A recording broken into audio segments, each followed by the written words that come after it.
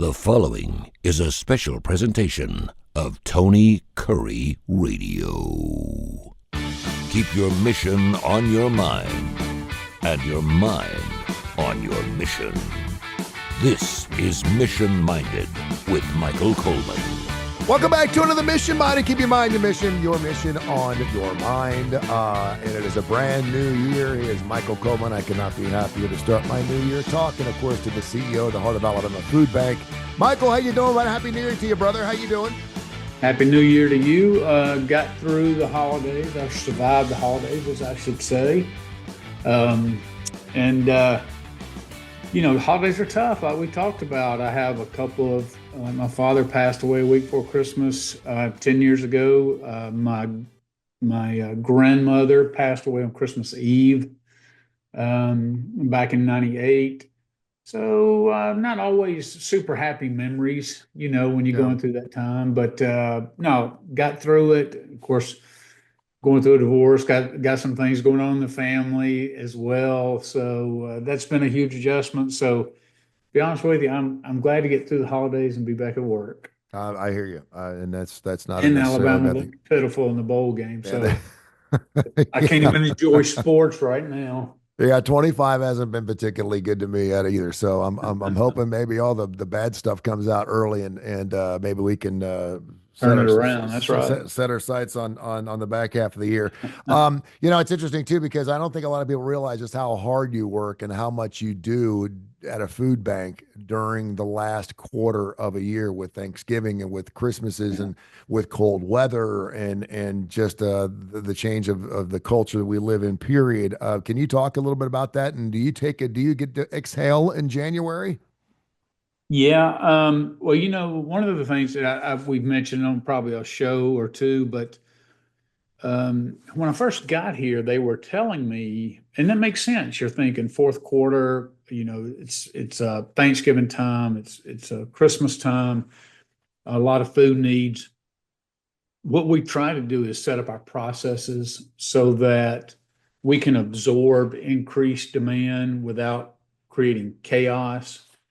And so we've gotten when I say we, it's really our operations team and all the other people have really managed to just develop and grow the processes and refine them to where we have some bandwidth to be able to absorb a lot more individuals at this time, or agencies purchasing more equipment.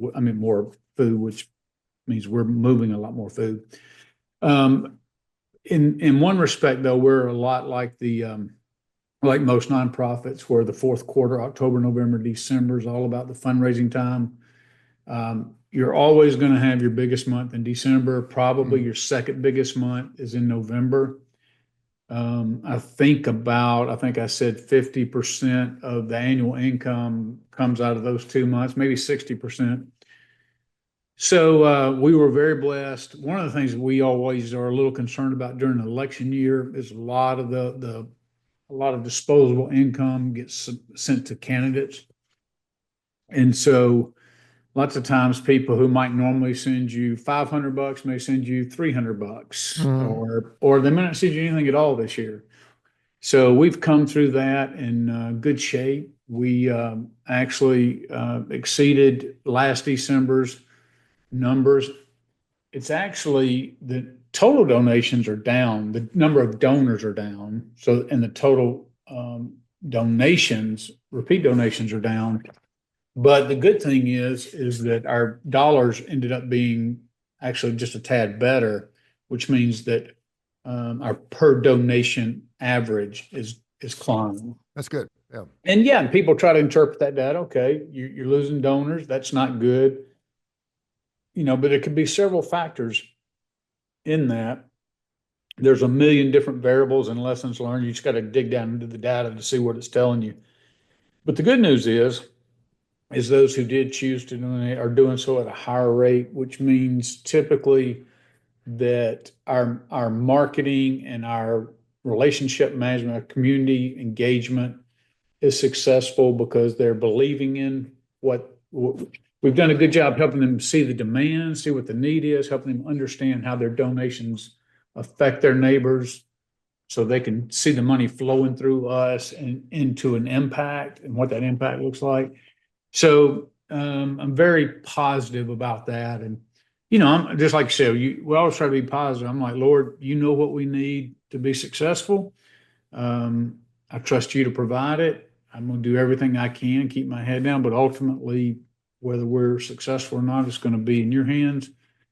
And per normal, he always comes through and provides what we need. So I'm just incredibly grateful and thankful for that. Yes, he does indeed. Info at TonyCurryRadio.net. Info at TonyCurryRadio.net. We have some emails we want to get into here for the first show of course, 2025. Amber in Greenville wants to know why do some businesses' financial years start at different times of the year? This is interesting. As a business owner, and I certainly you do too. Not all business years start January to December. A lot of times they may start in December or maybe start in February. They may start in April, and they learn, and because of that, it changes their budget structure a little bit on Sure. when you can ask for people to spend money, or when do they spend money in marketing, or when. So, can you describe why there are different financial years for different companies? Yeah, my first introduction to this, because growing up and you're a teenager, you don't know anything about anything, was when I went in the military, and they're on their fiscal year. So you have a calendar year, and that is what it is. A fiscal year, though, is the start of a year and then the end of the year. And you see that the government is almost always, government agencies are start in 1 October and it ends 30 September. And that was my first introduction into that world. But interestingly, in our own network of food banks, it's all over the place. Some do calendar year, some do October to September. We do July to June. Now, it was that way when I was in Birmingham at the Jimmy Hale mission. We did July to June. We do the same thing here. Mm-hmm.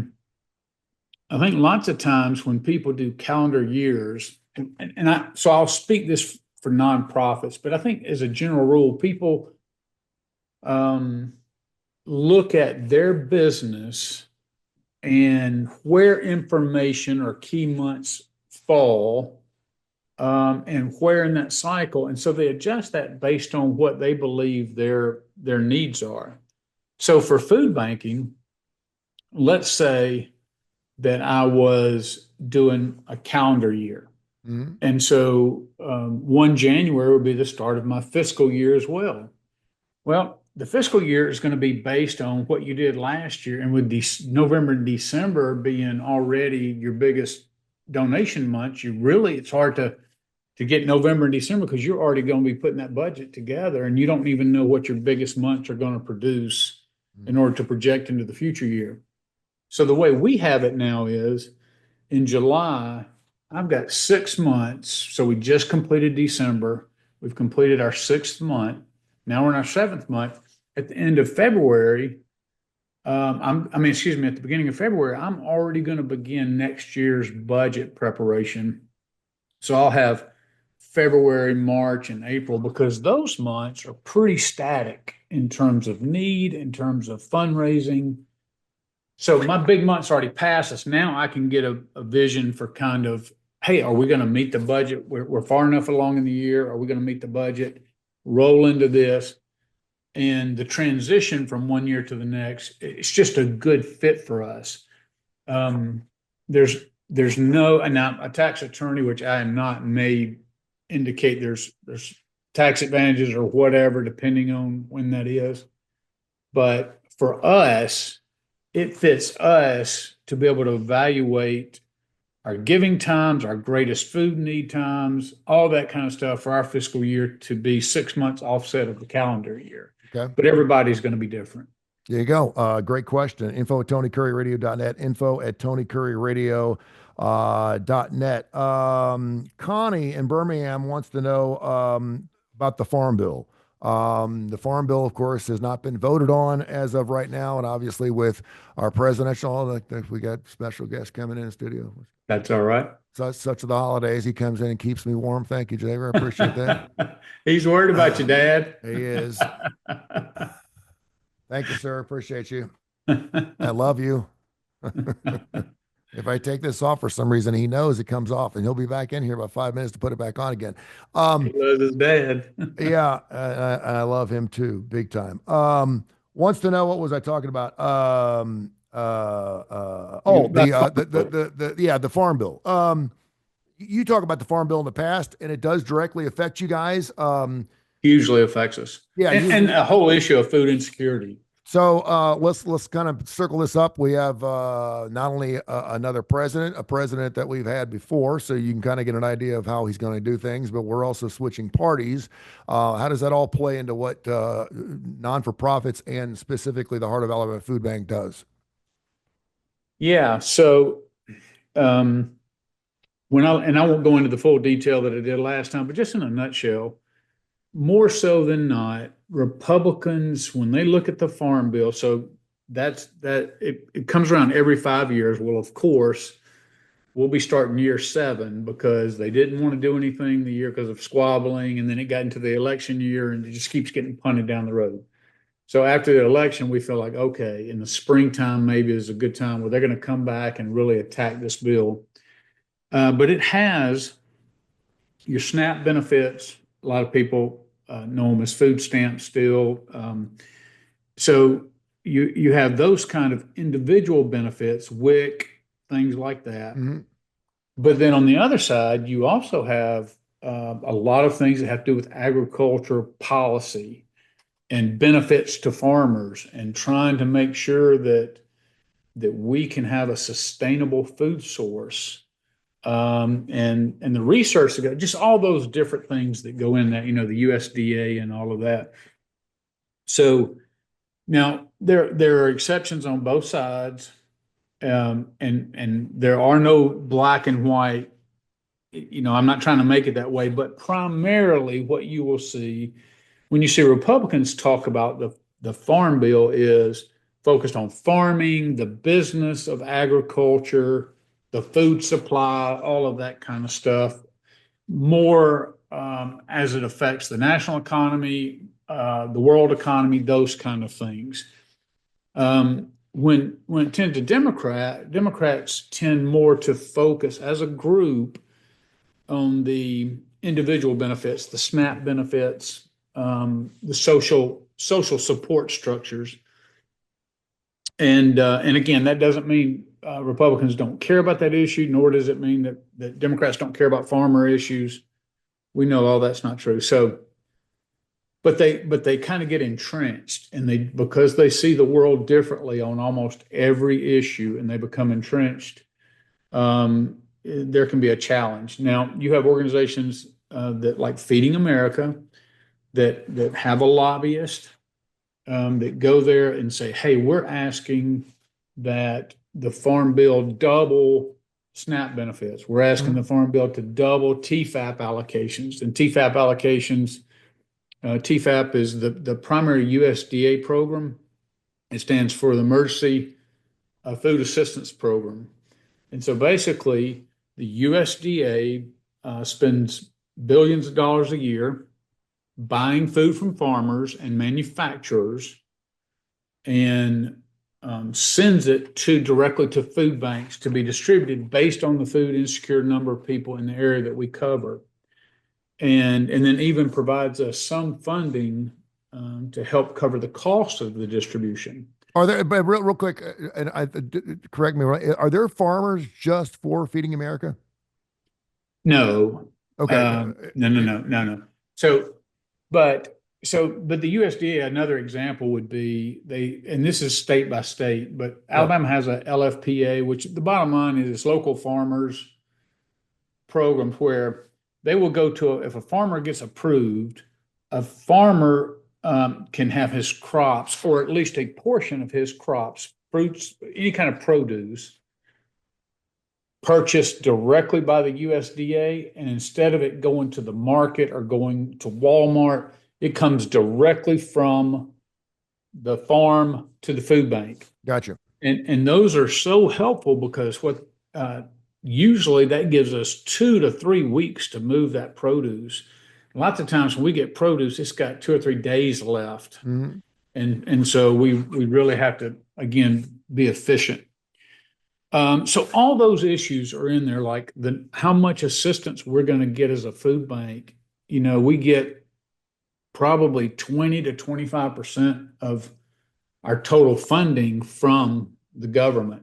So you're talking, $2 million a year. Yep. Well, if we got 2.3 million, for instance, over a year, well, then that's 300,000 to pour into our operations, perhaps get more people hired, those kind of things that enable us to just have a greater impact and do more things. So if what's happened is as inflation's continued to go up, as they've extended the farm bill, they don't account for inflation. So it's just at the current rate. So as inflation has climbed the last 2 years, especially hitting groceries hard, they've kept us at the same funding levels, which means we're losing money because of inflation, and we have to, the burden falls on us to be able to pick up that slack. So yeah, the farm bill is something that I'm keeping my eye on. It's very important to me. I don't like to get down necessarily in the issues, like an advocate with politicians. I just want both politicians to see both sides of it. I want Democrats to understand Republicans' arguments, and I want Republicans to understand Democrats' arguments, to see the individual, but to see the bigger need. Like when it comes to food insecurity, we don't have to be enemies on this. It doesn't have to be a political football that we kick back and forth.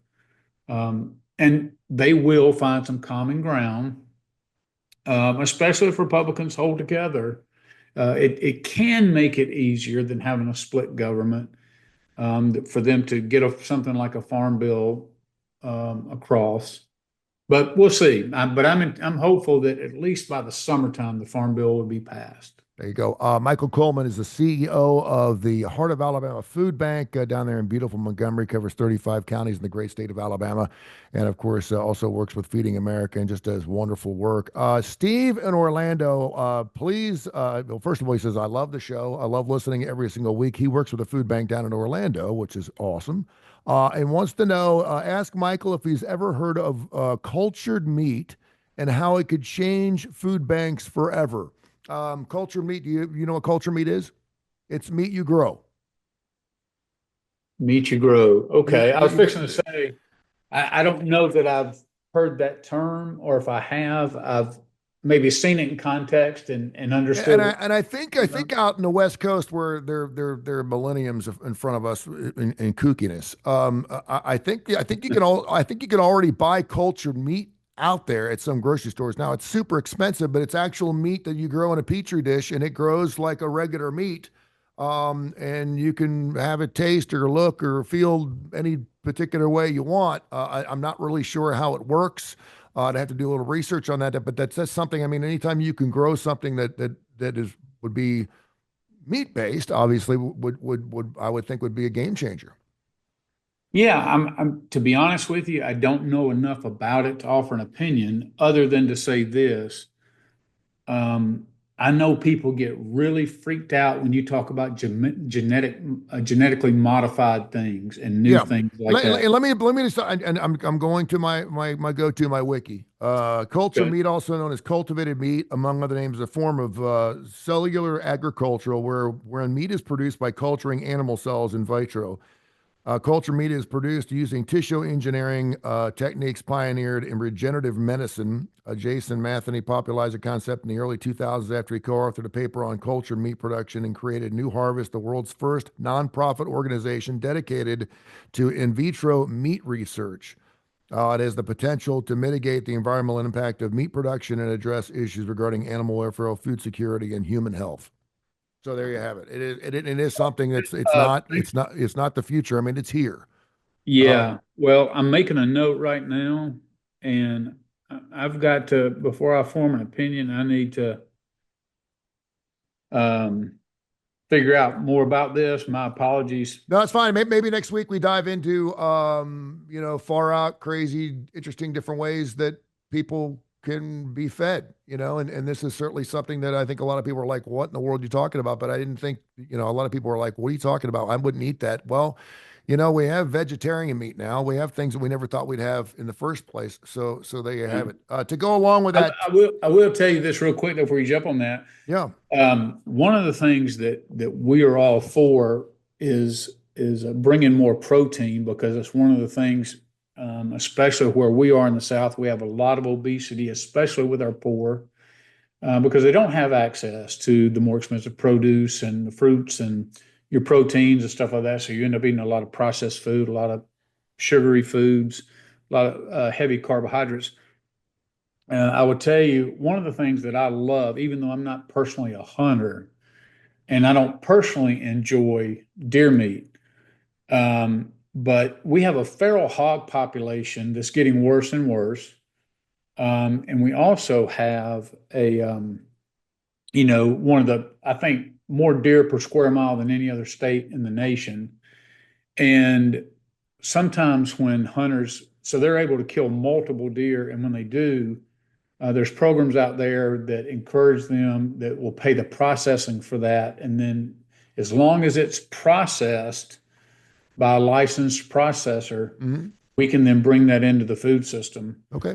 And so, yeah, that's a great thing for us, because lots of times, people just love to hunt, and then their meat will be, their freezers will be full of deer meat, and they still have more. And so they'll donate it. We bring that into the food system and get that out to families.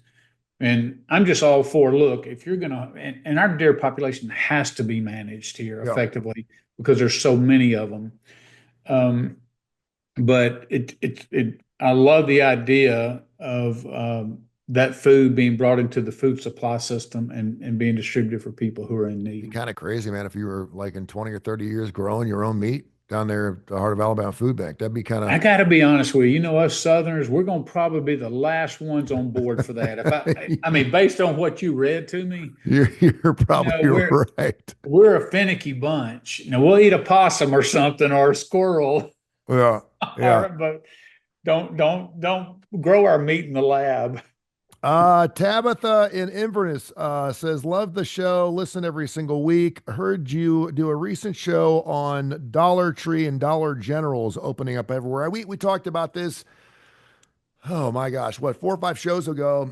I want to say there's some type of dollar entity opening up like every 6 seconds in this country right now. It's crazy. Yeah. We have a Dollar General down the bottom of the hill here off of Morgan Road. And there was a CVS that closed about a year ago right across the street, and it just opened up, and I saw the green highlight on it. I was like, that's going to be a Dollar Tree. And it is a Dollar Tree, and it's going to be a big Dollar Tree. And I actually drove by, and they're trying to get it open, I guess, open by the end of January, and people are excited in this area of town. I don't know why. We're good. We have a Publix, 5 or 6 miles down the road. It's not really a rural area, but I guess it's on the outskirts of that. But it looks like there's going to be a lot of produce there. And I have noticed at the other place, the Dollar General, where you never get fresh produce, and all of a sudden I saw some fresh strawberries there the other day. I was like, wow, they got strawberries in here. Talk a little bit about that and how that could change the way we do really, food bagging too. Yeah, I don't want to look like I'm toting the water for Dollar General, but I will tell you, they have come on board Feeding America and doing more and more. And one of the things I think they've really honed in and got a great niche, like in Lowndes County, which is one of our areas. You go through and, at the very southern part of the county in Fort Deposit, they have a DG Market. And so when you see these, because it's so many rural populations, it's just like a Walmart market. It's not a full-size Walmart, but it's just what Dollar General is doing the same thing, and serving as grocery stores to these communities where major chains will not bring a grocery store in, because a Publix is not going to come in unless the demographics. Now, they might go ahead on the edge of a town, but that's because it's been proven, or it's been shown that the town's growing out. Yeah. So they know they're going to be surrounded by neighborhoods. But Dollar General is doing that and really and bringing fresh produce, fresh milk, those kind of things that a lot of people couldn't at a reasonable price. And a lot of things so I'm very thankful. And I would even say Dollar General. I mean, you get a lot of Dollar Tree. It's the old concept back when we were growing up. The 5 and dime. It was really my grandfather and father's day. Every little town had a 5 and dime store. And so that idea is continued to be perpetuated through these stores. There's a Family Dollar, a Dollar Tree. There's lots of different things. But I think Dollar General, I tend to look at, has a better model. It has more sturdiness or more lasting ability, I guess, because it's just a solid company and they have a very solid plan. And I think when you see them moving forward with that plan, they're filling a real need, and they're not just dumping crap in different communities. They really, from a corporate conscious standpoint, are trying to really address food insecurity. Now, does that happen to help their bottom dollar? Of course. Yeah. But they're the ones who are coming into this area and bringing this kind of stuff there. So I think they reap the benefits, should reap the benefits of those kind of things. It's kind of crazy because I was watching one of the Men Who Build America kind of things about Sam Walton and his concept of having a store that sold everything, and everyone was like, that's insane. Well, I mean, Prime's doing pretty good selling. I mean, they're doing pharmaceuticals now, for God's sakes. They're selling everything. And then even to the point where Walmart started selling groceries. Walmart wasn't a grocery thing, and now they're starting selling groceries, but because they wanted to be the one-stop shop. And I'm thinking now, whereas Dollar Generals used to be looked upon as this rural, crappy places, let's be honest. Cheap, everything's cheap, dirty. I'm not going to go in there and buy my hot dog buns when I'm going to go shop at a Winn-Dixie or a Publix, but they can be a cleaner step up from, say, a Circle K. It's something that I get 3 kids. I'm always out of milk. I seem like I'm always out of milk, and man, I would give anything if there was a drive-through milk store. If there was a milk store where I could just because I don't want to have to stop the car, go in. I know I'm going to spend more than what I just need on a gallon of milk because I'm going to have to walk past everything and I'm going to have to buy those things. And I just want to get in and get out. And Dollar Generals have turned into those stores where you can kind of get in and get out if you know what they sell. Well, and that's exactly that's the point is they've developed it so it's not as big as a Walmart, but it's like a mini.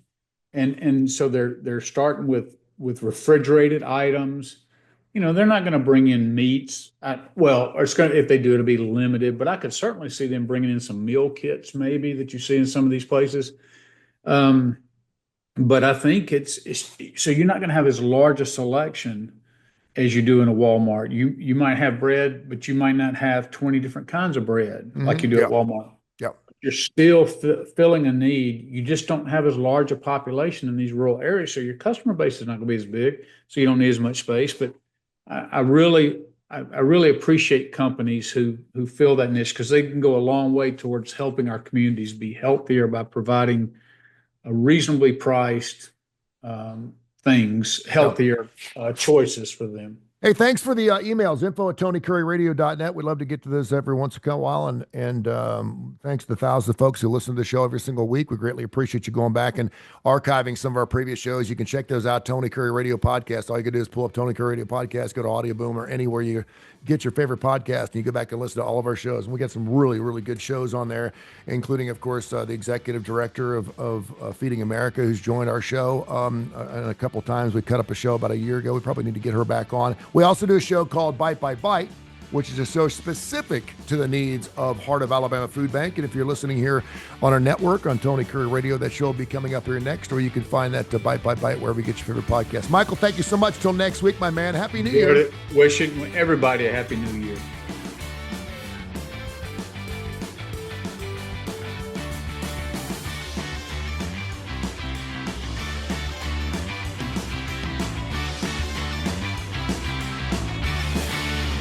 This has been a special presentation of Tony Curry Radio.